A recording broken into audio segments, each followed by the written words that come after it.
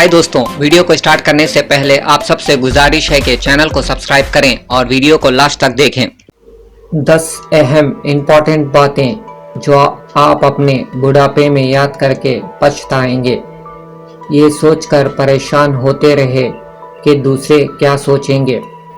गलत रिश्तों को निभाने की कोशिश में लगे रहे, ज़रूरत से ज़्यादा काम करते रहे, अपनी मोहब्बत का इजहार वक्त पर ना कर सके, खुद को वक्त क्यों नहीं दिया, अपनी फैमिली बीवी बच्चों के साथ ज़्यादा वक्त क्यों नहीं गुजारा, खुद को समझ ना सके, अपने साथ सख्त रवैया टफ एटीट्यूड इख्तियार किया, ऐसी नौकरी करते रहे जिसमें कोई दिलचस्पी यानी इंटरेस्ट नहीं था, खुद को मौका चांस नहीं दिया, काश वक्त होते अपनों की और रिश्तों की कदर कर लेता।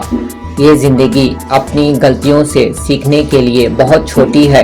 दूसरों की गलतियों से भी सीखें और अपनी ज़िंदगी को अच्छा बनाएं।